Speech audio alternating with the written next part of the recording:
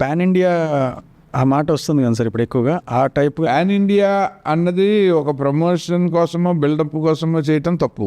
Content universally accepted బ్యాక్డ్రాప్లో జరగాలి. ఆంధ్రప్రదేశ్లో ఒక మారుమూల పల్లెటూరులో ఒక మాంకాళి జాతర అని చెప్పి ఇది పాన్ ఇండియా అంటే కుదరదు. టోటల్గా కాన్సెప్ట్ ఏ భాషలో చూసినా నేటివిటీ ఇంపాక్ట్ కాకుండా ఉండాలి.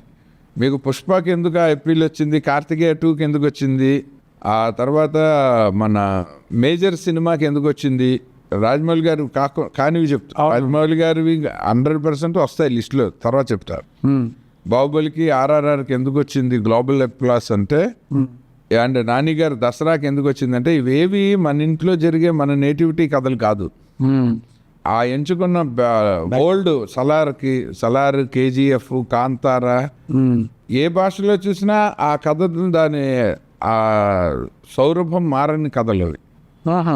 మన నేటివిటీ అన్నది అసలు ఎక్కడా కనబడదు సార్. యాక్చువల్గా ఒక వరల్డ్ క్రియేట్ చేసి అందులో పెట్టారు మన్ని థియేటర్లో అందులో తీసుకెళ్ళిన కథలు. సార్ ఇప్పుడు అలా అనుకుంటే యూనివర్సల్ ఎమోషన్, లవ్కి మించిన యూనివర్సల్ ఎమోషన్ ఏముంటుంది? తండ్రి కొడుకు మధ్య మించిన ఎమోషన్ కాదు. లవ్ స్టోరీ మనం కనెక్ట్ అయ్యే కథ, మనము పాత్రలతో భావోద్వేగం. అవును, కరెక్టే. అది మీరు ఒక దగ్గర హిట్ అయితే అన్ని భాషల్లో చూస్తారని గ్యారంటీ లేదు.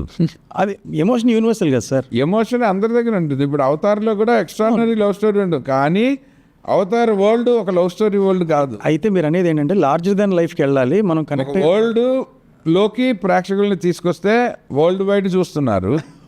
ఓకే, మనము మన భావోద్వేగాల మీద మనం ఒక న్యాచురల్ కథ చేస్తే అది అన్ని భాషలకి అప్లికబుల్ కాదు. అప్పుడు మనం ఓన్లీ రీజనల్ మార్కెట్. సంక్రాంతికి వస్తున్నాం, మన పాత్రలు, మన ఇంట్లో మనుషులు, మన సరదాలు, ఇక్కడ కొట్టేస్తాం. కానీ అన్ని సినిమాలు సంక్రాంతికి వస్తున్నాం లాగా కొడతామని గ్యారంటీ లేదు. అప్పుడు రీచ్ పెంచేలాగా ఆలోచించాలి. ఇప్పుడు ఆప్షన్ ఉంది, ఆలోచన పరిధి పెంచుకోవడానికి ఒక ఆప్షన్ ఉంది. ధైర్యం చేస్తే పెంచవచ్చు, లేదంటే ఇది బాగా చేయొచ్చు. స్టిల్ ఇప్పుడు అనిల్ రావిపూడి గారు చేస్తున్నది ఒక ఎక్స్ట్రాడినరీ యజ్ఞం. ఒక ఫ్లాప్ లేకుండా ఫస్ట్ సినిమా నుంచి రీజనల్ మార్కెట్లో ఈ లెవెల్ కన్సిస్టెంట్ సక్సెస్లు కొట్టడము, అదే ఇండస్ట్రీ రికార్డ్స్ని బ్రేక్ చేయటం అన్నది నాకు తెలిసి అది పెద్ద ఫీట్.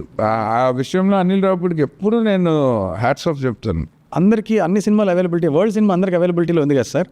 ఇంకా మనం కొత్తగా మార్క్ ఏం పెడతామో నేను ఆలోచిస్తే నవరసాలు 9 కదా వ్యాప్తంగా.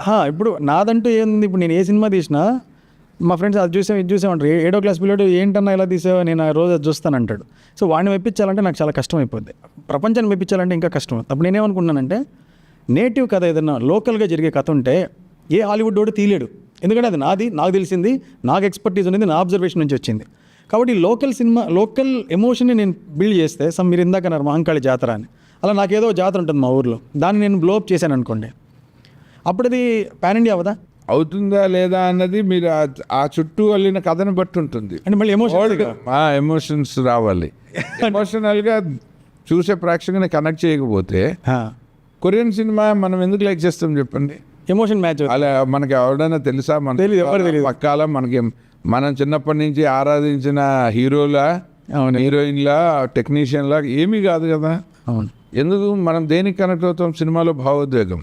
అవును, అదే మీరు రైట్ పాయింట్ టచ్ చేశారు. ఏంటంటే యూనివర్సల్ ఎమోషన్ కథలు పర్సూట్ వెంకటేశ్వర గారు చెప్తుంటారు, సిసిలీ బీట్ ఇంగ్లీష్ అని 1950s. కథలు ఎప్పుడు నవరసాలు 9 కదా, కథలు కూడా 9, భావోద్వేగాలు 9. ఏ కథ అయినా ఆ 9 భావోద్వేగాల చుట్టూరానే తిరుగుతుంది. Like numbers 1 to 9, 0 to 9.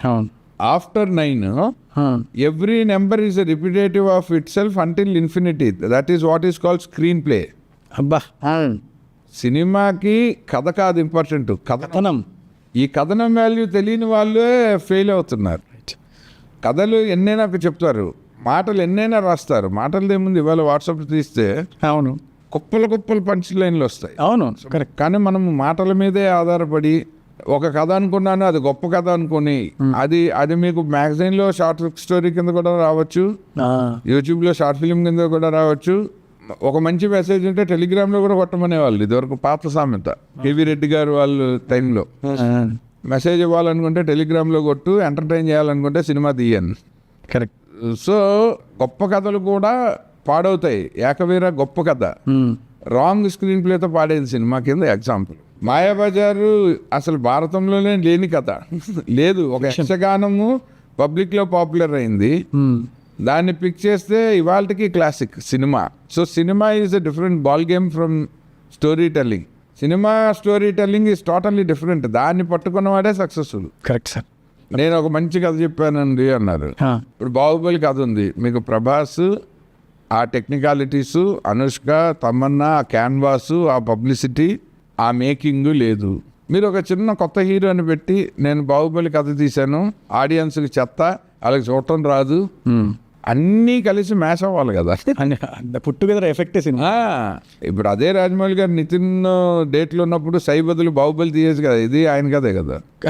Correct. Suitability అని నితిన్ ఏజ్కి నితిన్ జెనీలియా ఒక లవ్ స్టోరీ, కాలేజ్ క్యాంపస్ బ్రహ్మాండంగా ఉంటే ఇద్దరు టగ్ ఆఫ్ వార్, అది సై ఒక రగ్బీ గేమ్ని ఇంట్రడ్యూస్ చేసి.